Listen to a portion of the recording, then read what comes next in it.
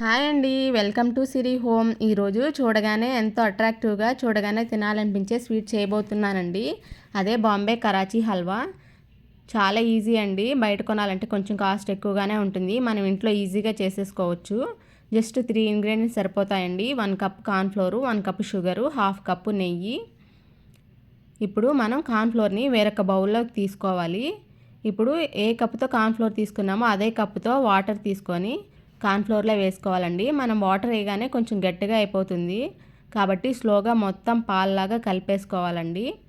మొత్తం ఇలా కలిపేసుకొని పక్కన పెట్టేసుకోండి.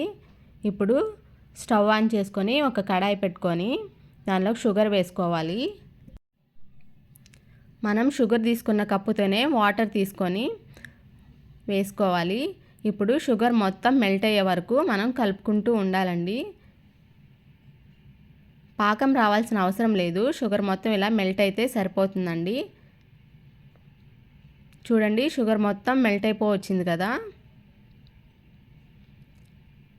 ఇప్పుడు మనం ముందుగా కలిపి పెట్టుకున్న కార్న్ఫ్లోర్ని మళ్ళీ ఒకసారి కలుపుకోవాలండి. ఎందుకంటే అది మొత్తం కొంచెం అడుగు పట్టేస్తుంది కాబట్టి మొత్తం ఒకసారి కలుపుకొని లో ఫ్లేమ్లో పెట్టుకొని కొంచెం కొంచెం పోసుకుంటూ కలుపుకోవాలి.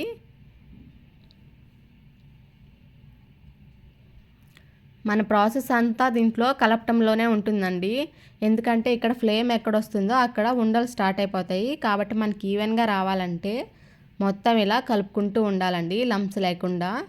చూడండి, దగ్గర అవ్వడం స్టార్ట్ అయిపోయింది.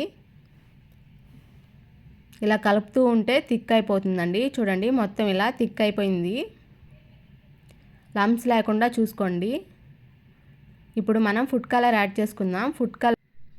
ఫుడ్ కలరు హెల్త్కి అంత మంచిది కాదు, కానీ కొన్ని స్వీట్స్ మనం ఇలా చూసి మనకి ఇలాగే అలవాటు అయిపోతుంది కదా, కాబట్టి ఇంకా తప్పదు. ఓకే అండి, ఫుడ్ కలర్ వేసుకున్నాక మొత్తం ఇలా కలిపేసుకోండి. చూడండి, మొత్తం ఇలా దగ్గర అయిపోయింది, బాగా థిక్ అయిపోయింది. ఇప్పుడు మనం దీనిలోకి గీ యాడ్ చేసుకోవాలి.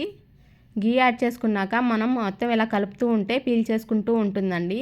ఇలా పీల్ చేసుకున్నాక మళ్ళీ ఇంకో స్పూన్ యాడ్ చేసుకొని మళ్ళీ అలాగే చేసుకోవాలి. ఇలా మొత్తం మన నెయ్యి అయిపోయేంత వరకు మొత్తం ఇలాగే ప్రాసెస్ని రిపీట్ చేసుకోండి.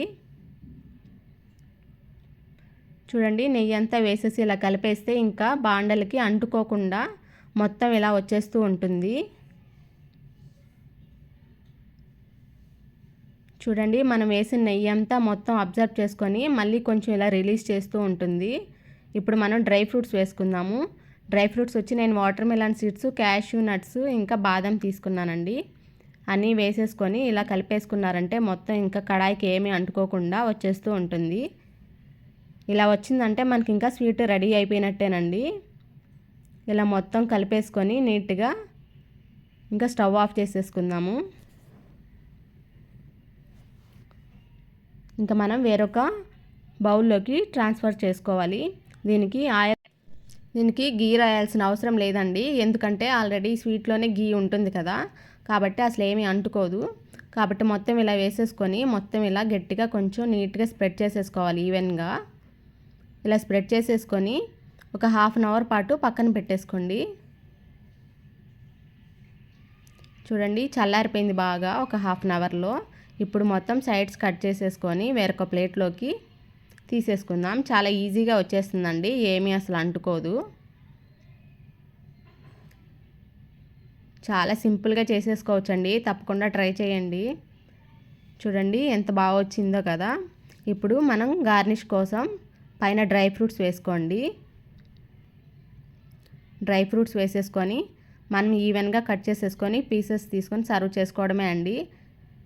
చాలా ఈజీ, చాలా టేస్టీగా ఉంటుంది.